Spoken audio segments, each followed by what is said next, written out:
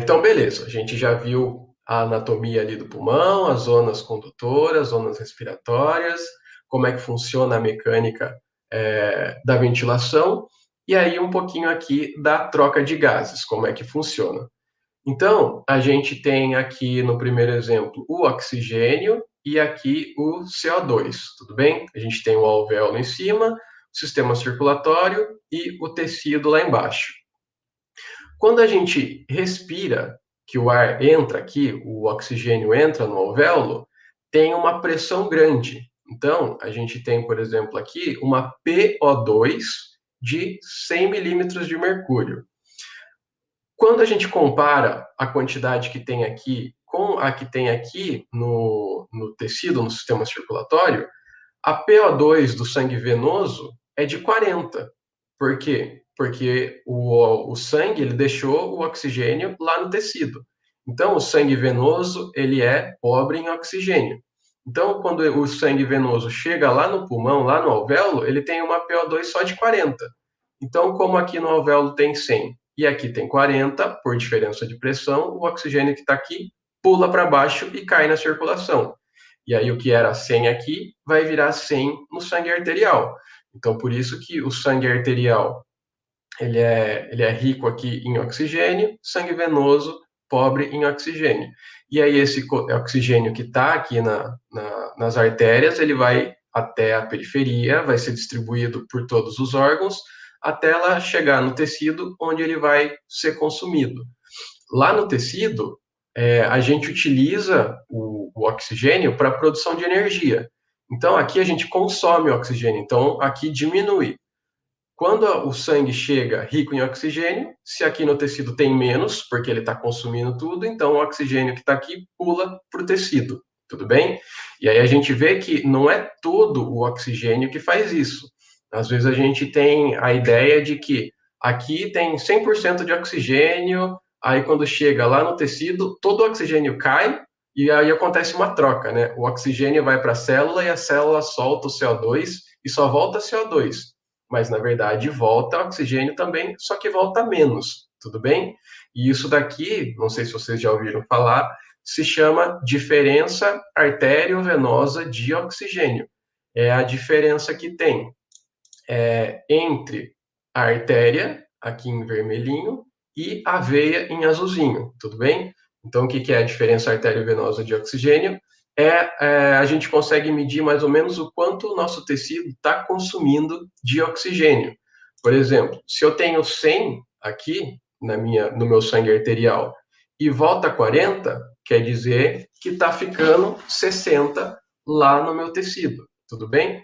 Agora, se eu faço um exame e eu vejo que aqui está voltando só 20 e aqui está indo 100, quer dizer que eu estou deixando 80 lá.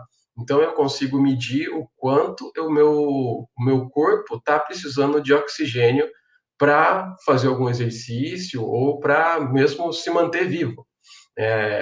A gente tem alguns casos em pacientes internados que a gente avalia essa diferença e vê que mesmo com ele parado ali sem fazer nenhum exercício, essa diferença ela é grande. Por quê? Porque o corpo, os tecidos, eles estão produzindo muito CO2, eles podem estar com muito lactato, podem estar em acidose, e aí isso vai exigir um oxigênio, uma quantidade de oxigênio maior, mesmo com ele parado. Então, por isso que pessoas que têm alguma acidose metabólica, por exemplo, têm uma diferença arteriovenosa maior, porque o oxigênio fica lá na célula, tudo bem? E aí é só a gente pensar o contrário para avaliar aqui o CO2. Então, quando o CO2, o sangue arterial, vai passando, a gente tem uma PCO2 baixa, de 40, porque aqui tem mais oxigênio, tudo bem? Só que quando chega lá no tecido, por causa da nossa produção de energia, aqui a quantidade de CO2 é muito maior. Então, por diferença de pressão, esse CO2 pula aqui para o sistema circulatório e volta até o alvéolo. Quando chega no alvéolo, tem mais CO2 aqui dentro e menos no alvéolo, e por diferença de pressão, ele pula para o alvéolo de novo, tudo bem? Então, o funcionamento dos dois, da parte do oxigênio e também do CO2, é basicamente a mesma coisa que acontece por diferença de pressão, tudo bem? E aí a gente tem uma coisa muito importante que vai interferir bastante na nossa ventilação, na nossa respiração, que é a famosa curva de dissociação da hemoglobina. Algumas pessoas se assustam só de ouvir esse nome, acham que é muito difícil. Realmente não é assim tão simples, mas eu vou explicar para vocês como é que funciona e quais são os fatores que interferem, porque isso vai interferir diretamente na nossa respiração, tá? Então, seguinte, aqui a gente tem a curva, né? A curva, a famosa curva de dissociação, é essa curvinha aqui. Então, ela sobe, faz um platôzinho e fica retinha. Essa é a curva de dissociação. O que isso aqui está mostrando? Embaixo a gente tem a pressão de oxigênio, a gente viu, né, como é que é a pressão de oxigênio no alvéolo, nos tecidos, na circulação. E aqui o percentual de saturação da hemoglobina. Porque, por exemplo, quando a gente tem o eritrócito, dentro do eritrócito a gente tem hemoglobina e o oxigênio se liga lá. Se a gente tem todas as hemoglobinas grudadas com um oxigênio, a gente tem 100% de saturação. Ou se a gente tem 50% das hemoglobinas preenchidas ali com oxigênio, a gente tem 50% de saturação, tudo bem? Então, a saturação de oxigênio é exatamente o quanto ela está saturada, se está cheio de oxigênio ou se tem pouco oxigênio. A gente viu que lá na artéria, aqui ó, no finalzinho do gráfico, a gente tem uma PO2 de 100, então a gente tem mais pressão, consequentemente, a gente vai ter mais oxigênio lá ligado na hemoglobina, tudo bem? Só que se a gente for diminuindo essa pressão de oxigênio, igual eu fui mostrando para vocês que no nosso corpo isso vai diminuindo, essa saturação ela vai caindo, ela vai perdendo afinidade.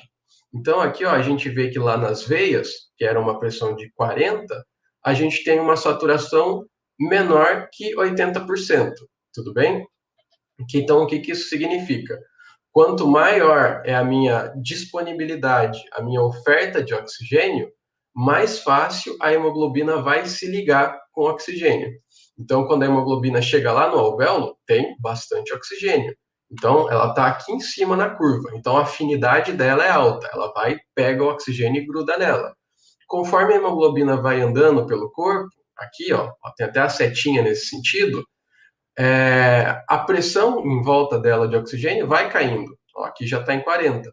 Quando a pressão está em 40, ela não fica tão afim assim do oxigênio e ela solta. E aí o oxigênio vai entrar lá na célula e desempenhar o papel que ele precisa. Então, por que é importante que a hemoglobina tenha essa mudança de afinidade? Porque quando ela chega no pulmão, ela tem que pegar, ela tem que grudar rápido no oxigênio, porque o fluxo sanguíneo ali no capilar está passando. Então, o sangue não fica ali parado embaixo, do lado do alvéolo esperando o O2, ele está passando. E aí o O2 pula nele e tem que se grudar rápido. Então, a afinidade tem que ser alta.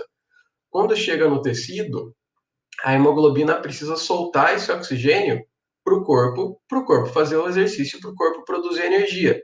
Imagina só se a afinidade fosse a mesma. A hemoglobina pega o oxigênio lá no alvéolo, desce, quando chega lá na perna, em vez de soltar o oxigênio, ela continua com a afinidade alta. Daí ela vai falar: eu não vou soltar o oxigênio, não. Continua com o oxigênio e segue o caminho dela. Então veja que isso ia diminuir a oferta de oxigênio para a gente fazer o exercício, tudo bem? Então por isso que é tão importante que a hemoglobina ela tenha uma afinidade alta lá no alvéolo e tenha uma afinidade baixa no músculo, para conseguir fazer esse transporte correto. E aí tem alguns fatores que fazem o famoso deslocamento da curva da hemoglobina, que também é outra coisa que, quando a gente está começando a estudar, a gente fica até meio com medo, meio assustado. O que significa isso daqui? O pH, por exemplo. Quando aqui no meio, ó, a gente tem a curva normal com um pH de 7,40, tudo bem? Deixa eu aumentar aqui a figura para vocês. Então aqui, ó, pH de 7,40. Se por algum motivo eu estou com uma acidose, então eu diminuo o meu pH aqui para 7,20, vocês veem que eu diminuo a afinidade da minha hemoglobina? Porque, por exemplo, se a gente pensar aqui ó, no 40, com o pH normal, ela está saturando quase 80%. Só que quando o pH cai, com o mesmo 40% ali, o mesmo 40 milímetros de mercúrio, agora ela só está saturando 60, tudo bem? E quando que isso ocorre? No músculo, em exercício principalmente, ocorre uma diminuição do pH. Então, quando a gente precisa liberar o oxigênio mais rápido no exercício, por exemplo, a gente diminui a afinidade da hemoglobina pelo oxigênio. Então, quer dizer que lá no alvéolo eu tenho uma afinidade maior. O pH ela é mais alto. Aqui, ó, por exemplo, pH de 7,6. Então, aqui eu aumento a afinidade, eu grudo rapidão no oxigênio com a minha hemoglobina. Quando chegar aqui lá no músculo, com 7,20, onde eu tenho bastante, com pH diminuído, e eu preciso logo soltar esse oxigênio, aí eu solto rápido e mudo a afinidade de hemoglobina. E a mesma coisa acontece aqui na temperatura. Então, temperatura mais alta, então, por exemplo, aqui temperatura de 37, se eu aumento a temperatura, diminui a afinidade da hemoglobina.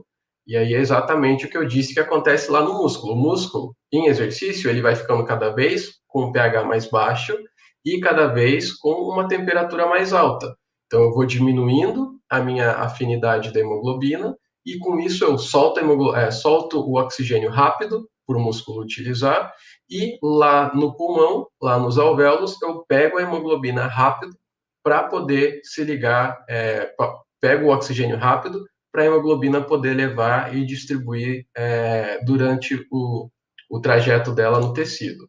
Tudo bem? Então, essa é uma parte bastante importante para a gente revisar.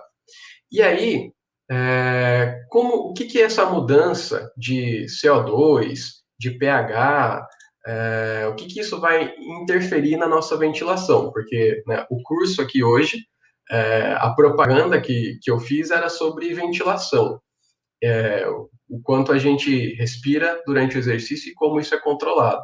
E aí eu falei de O2, de CO2, e isso é importante para a gente entender como a nossa respiração, a nossa ventilação, responde a esses gases, beleza? Então, a gente tem algumas estruturas no nosso corpo que monitoram constantemente quantidade de CO2 e também quantidade de oxigênio, certo? E aí a gente tem aqui os nossos famosos quimioceptores. E a gente tem alguns quimioceptores que fazem parte do nosso sistema nervoso central.